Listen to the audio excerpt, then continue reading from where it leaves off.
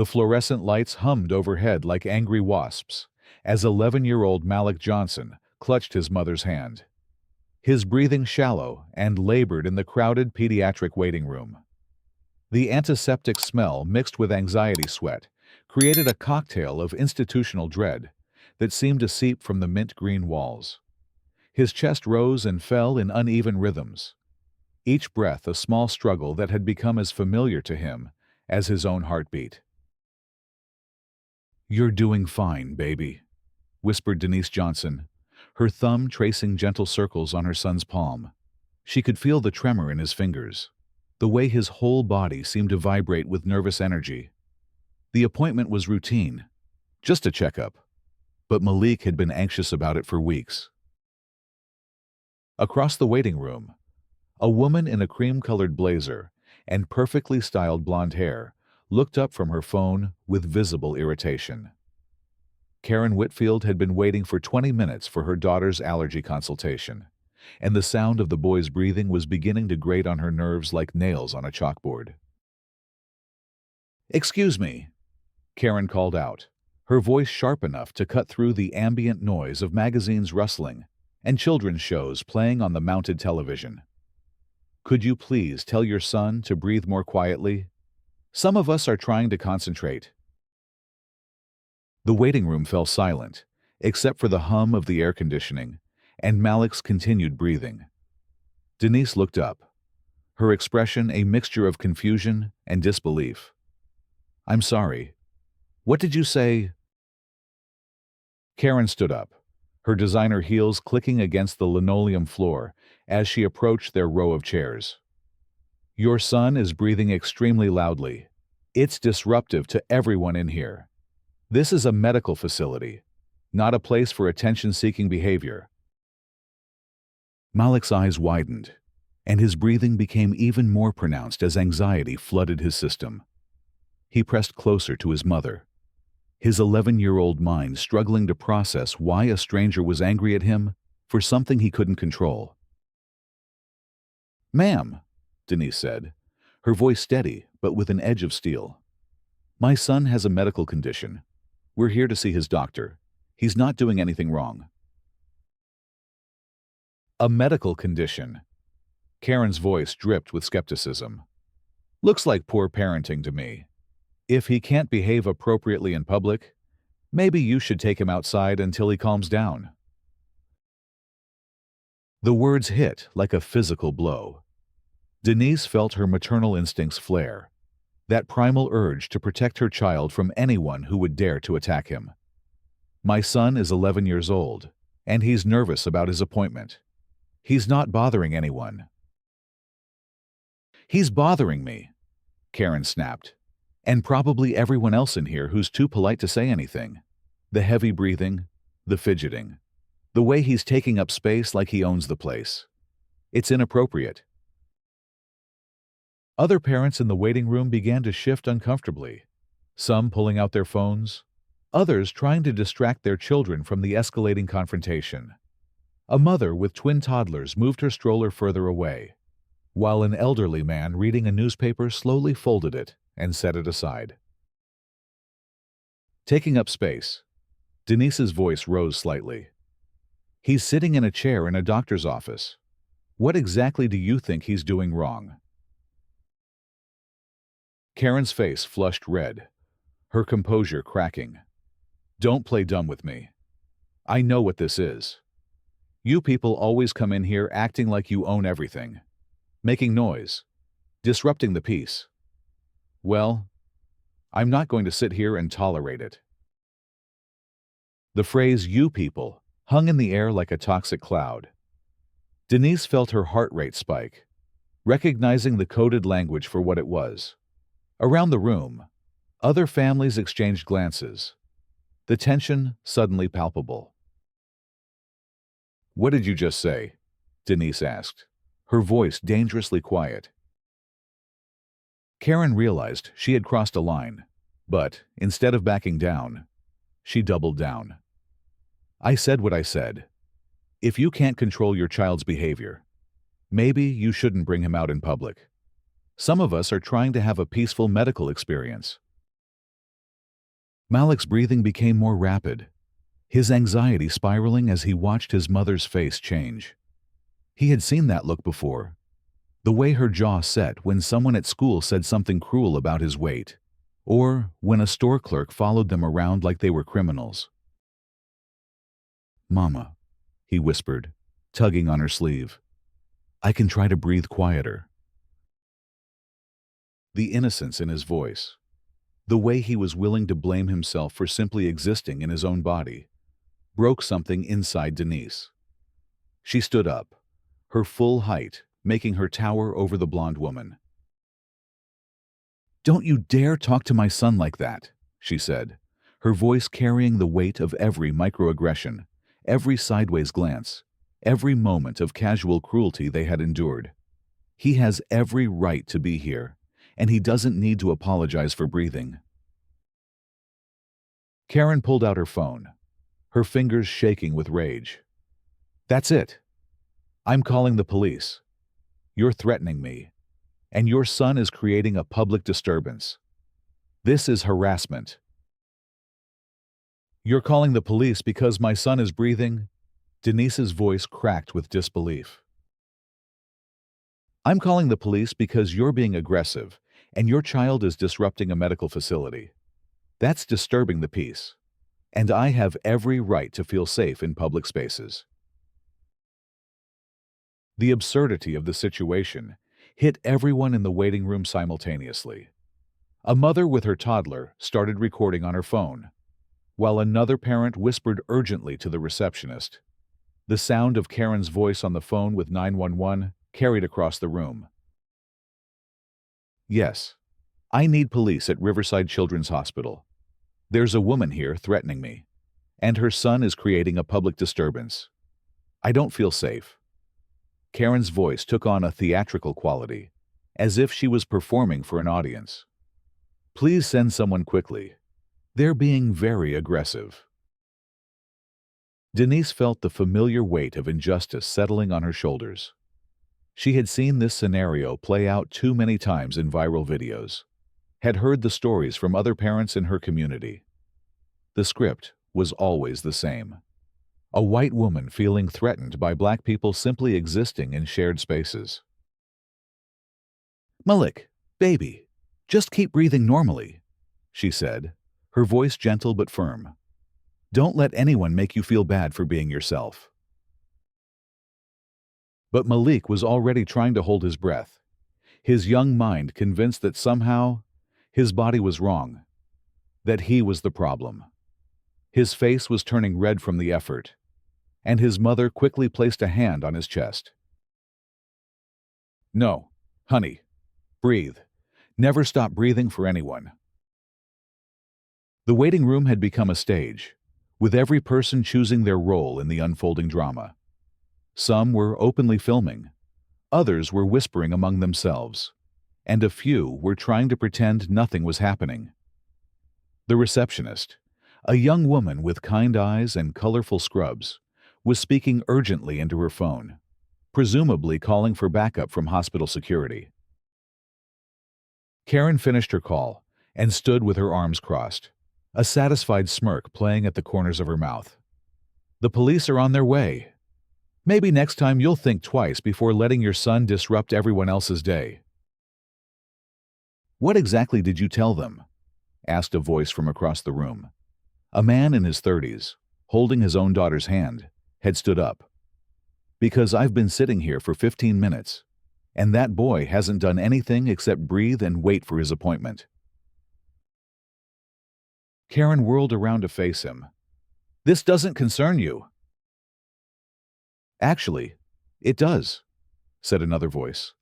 A woman with gray hair and gentle eyes, clearly a grandmother bringing her grandchild to an appointment.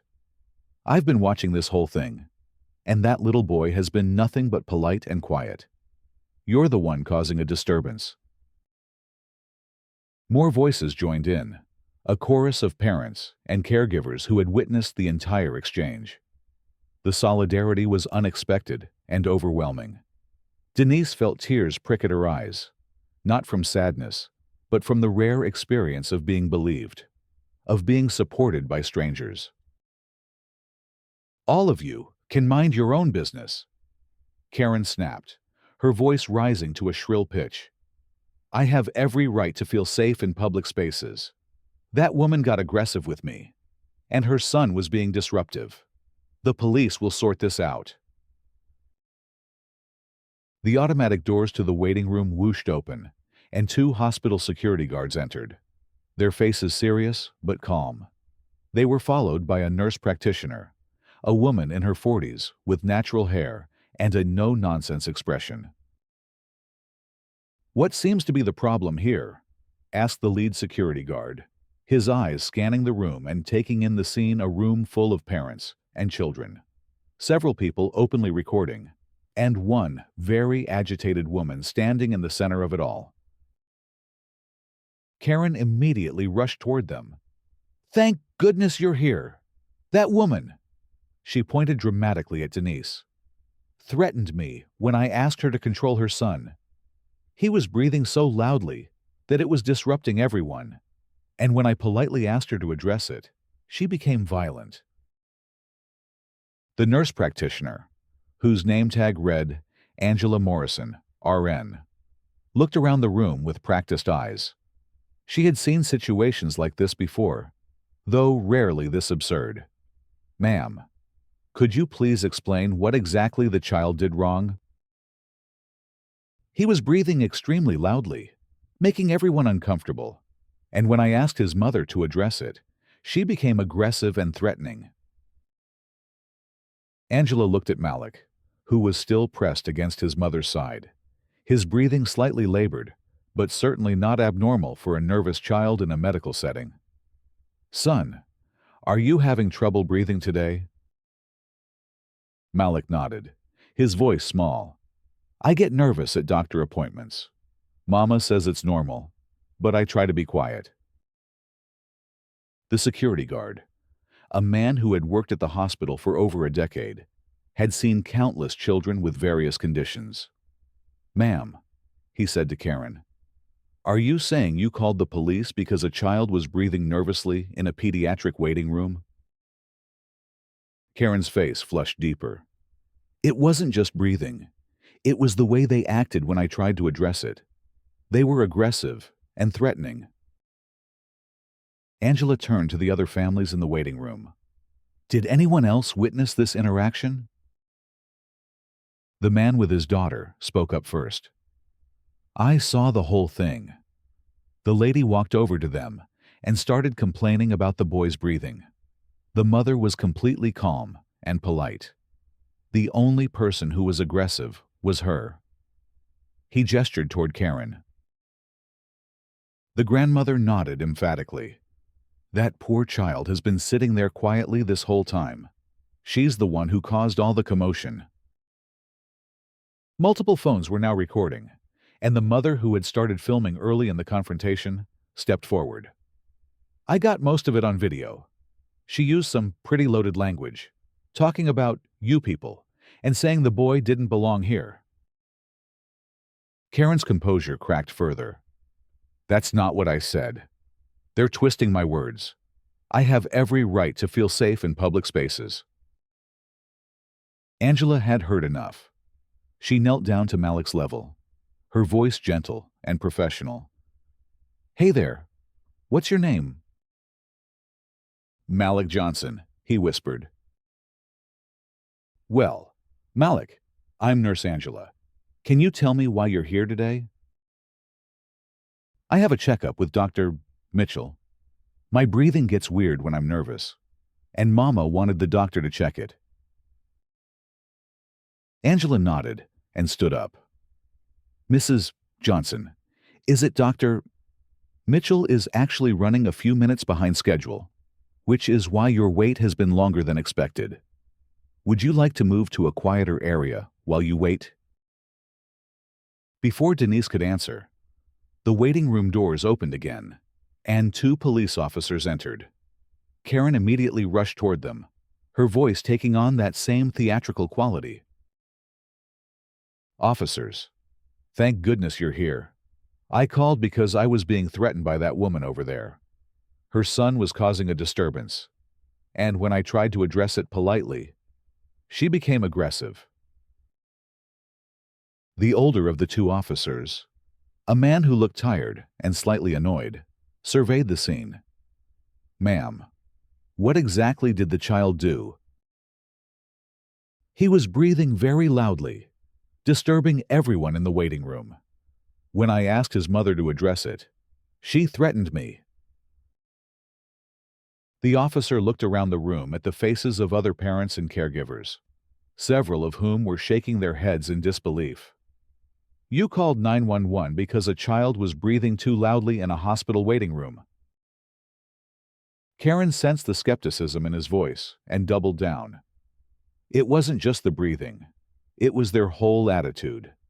They act like they own the place, like they can do whatever they want without consideration for others." The younger officer, a woman with kind eyes, knelt down to Malik's level. "Hey, buddy, are you okay? Are you having trouble breathing?" Malik nodded, his voice barely above a whisper. "I get scared at the doctor sometimes. It makes my breathing funny." The female officer looked up at her partner, and they exchanged a look that spoke volumes. They had been called to a children's hospital because a nervous child was breathing audibly while waiting for a medical appointment. "Ma'am," the older officer said to Karen, "I need you to understand something. This is a pediatric hospital. Children here are sick, scared, or both. Heavy breathing is not a crime or a disturbance. It's normal." Karen's face went white, then red, then white again. "But she threatened me. She was aggressive." Angela stepped forward. "Officer, I've been here for the past few minutes, and I've spoken with multiple witnesses. Mrs. Johnson has been calm and appropriate throughout this entire interaction. Her son is here for a routine checkup, and there's nothing unusual about his behavior." The officer turned to Denise. "Ma'am, did you threaten this woman?" Denise's voice was steady, despite the emotional toll of the past 30 minutes. "No, sir. I told her not to talk to my son like that, but I never threatened her. I just asked her to leave us alone." The mother with the cell phone stepped forward. "I have video of most of the interaction. Would you like to see it?" Karen's eyes widened in panic. "You can't use that. I didn't consent to being recorded." The officer looked at her with barely concealed annoyance. "Ma'am, you're in a public space. Recording is legal. And given that you called 911 with what appears to be false claims, I think we need to see exactly what happened." As the phone video played, showing Karen's initial complaint, her escalating aggression, and her use of the phrase "you people," the officer's expression grew more serious. When the video ended, he looked at Karen with undisguised disapproval. "Ma'am, based on what I've seen and heard, you filed a false police report. This child has done nothing wrong, and his mother certainly hasn't threatened you. In fact, it appears you've been harassing a family in a medical facility." Karen's voice rose to a near shriek. "This is discrimination. I'm being persecuted for trying to maintain order in a public space. I have rights." The automatic doors to the waiting room opened once more, and a tall man in a white coat entered, his stethoscope draped around his neck. He was in his early 40s, with kind eyes and a warm smile that faltered as he took in the scene: police officers, security guards, a room full of agitated parents, and his nephew sitting in the corner looking smaller than his 11 years. "What's going on here, Dr. Michael Mitchell asked, his voice carrying the authority of someone accustomed to managing crisis situations. Angela stepped forward. "Dr. Mitchell, there's been an incident involving one of your patients. Mrs. Johnson and her son Malik are here for their appointment, and another patient has been harassing them." Dr. Mitchell's eyes found Malik across the room, and something shifted in his expression. Malik Johnson. Denise looked up, surprised. Dr. Mitchell, I didn't realize. Do you know Malik? Dr. Mitchell walked over to where Malik was sitting, his professional demeanor softening. I know this young man very well. Malik, are you okay? Malik looked up at the doctor with confusion. Do I know you? Dr. Mitchell knelt down to his level. Malik, I'm your Uncle Michael, your dad's brother. I know we don't see each other often, but I've been looking forward to being your doctor today. The waiting room fell silent as the implications of this revelation sank in. Malik's uncle wasn't just any doctor. He was the head of pediatric pulmonology at Riverside Children's Hospital, one of the most respected physicians in the city. Karen, who had been watching this exchange with growing horror, suddenly realized the gravity of her situation. She had spent the last 30 minutes harassing the nephew of one of the hospital's most prominent doctors, calling police on a child who was there for a medical appointment with his own uncle. I didn't know, she stammered, but Dr. Mitchell's attention was focused entirely on his nephew. Malik, I need you to tell me what happened here today. And I need you to tell me the truth. Okay. Malik's voice was still small, but it carried the weight of absolute honesty. I was nervous about my appointment, and my breathing got loud. That lady said I was being disruptive, and that Mama should take me outside. She called the police because she said I was disturbing everyone. Dr. Mitchell stood up slowly, his expression transitioning from uncle to head of department. Ma'am, he said to Karen, are you telling me that you called police on my nephew for exhibiting anxiety-related breathing patterns while waiting for a medical appointment? Karen's mouth opened and closed like a fish out of water. I had no idea he was related to you. I was just trying to maintain a peaceful environment for everyone. By calling police on an 11-year-old boy who was waiting to see his doctor. Dr. Mitchell's voice carried a dangerous edge.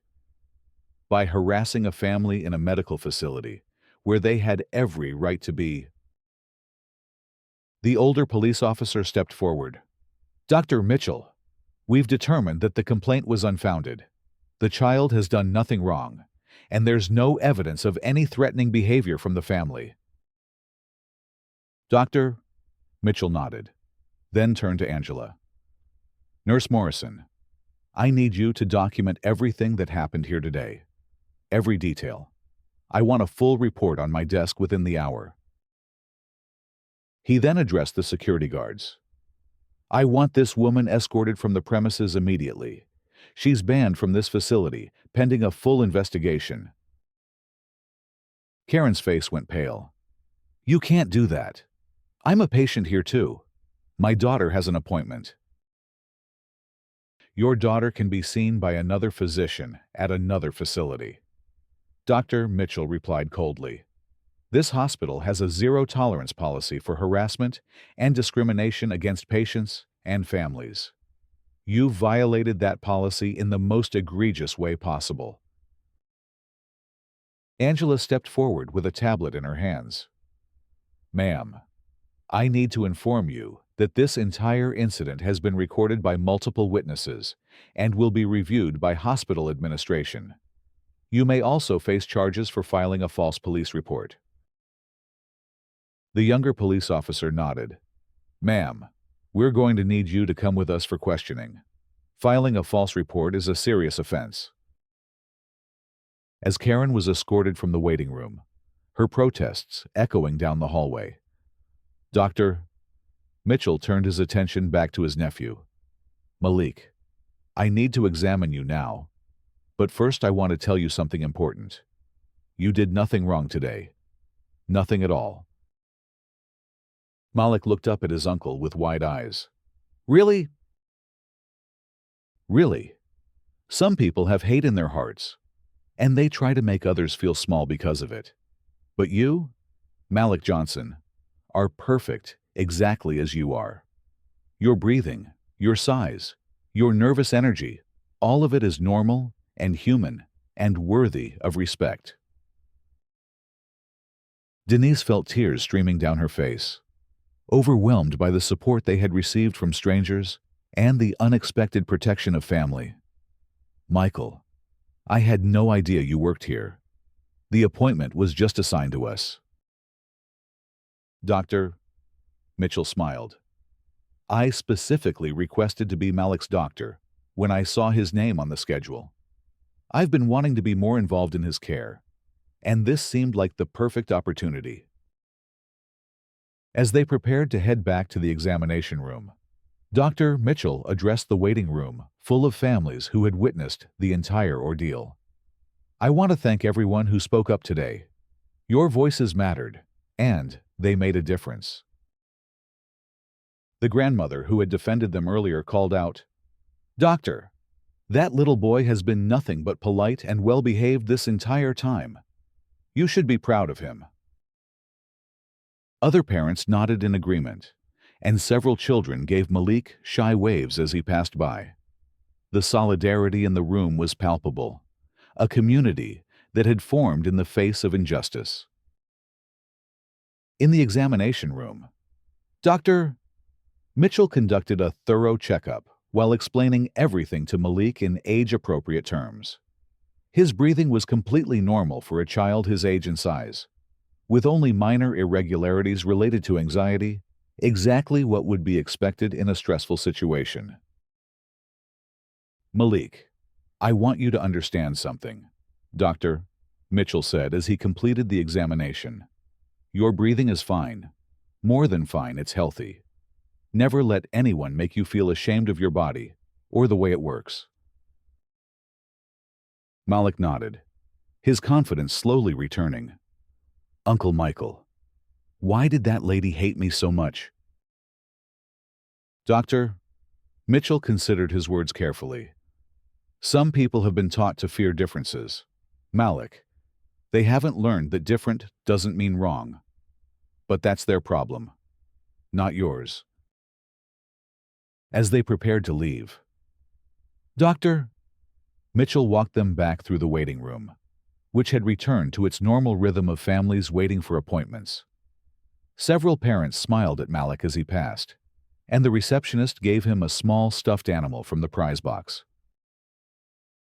Dr. Mitchell, Denise said as they reached the exit, thank you for everything today. Not just the medical care, but for standing up for us. Denise, your family. Malik is family. No one should have to endure what you went through today, but I'm proud of how you handled it with such grace. Over the following weeks, the incident sparked significant changes at Riverside Children's Hospital. Dr. Mitchell worked with administration to implement new policies and training programs focused on implicit bias and patient advocacy. The hospital staff underwent comprehensive sensitivity training, and new protocols were established for handling discrimination complaints. The video footage from the waiting room incident went viral, sparking conversations about racism, medical accessibility, and the way society treats children with disabilities or differences. Malik found himself at the center of a movement he never asked to join, but he handled it with the same quiet dignity he had shown that day in the waiting room. Karen Whitfield was charged with filing a false police report and was banned from the hospital system. The incident cost her not only her access to medical care, but also her job when the video reached her employer. The consequences were swift and severe, a reminder that actions have real-world implications. 3 months later, Malik returned to Dr. Mitchell's office for a follow-up appointment. His breathing had improved significantly, partly due to medical intervention, but mostly because he had learned to be less anxious about medical settings. He knew he belonged there, that his uncle and the staff cared about his well-being. How are you feeling today, Malik? "Doctor," Mitchell asked as he listened to his nephew's heart. "Better," Malik replied honestly. "I'm not as scared anymore." "That's good to hear. And remember, even if you were scared, that would be okay too. Fear is normal, and breathing is normal, and you are normal." As they finished the appointment, Dr. Mitchell handed Malik a special badge that read Patient Advocate in bright blue letters. "I want you to have this, Malik. You stood up for yourself that day, even when it was hard. That makes you an advocate." Malik pinned the badge to his shirt with pride. He had learned that his voice mattered, that his presence was valid, and that breathing, even nervous, audible breathing, was not a crime.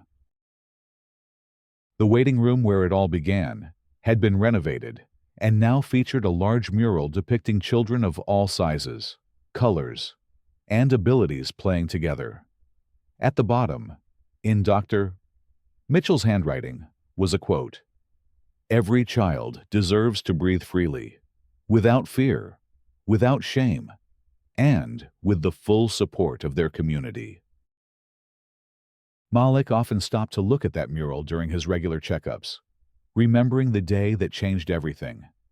Not because a cruel woman tried to silence him, but because a community of strangers chose to speak up, because his uncle stood up for him, because his mother never wavered in her protection and love. In the end, the incident that was meant to diminish Malik instead amplified his voice and the voices of countless other children who had been made to feel small for simply existing in their own bodies. The waiting room that day became a classroom, teaching everyone present about dignity, advocacy, and the power of standing up for what's right.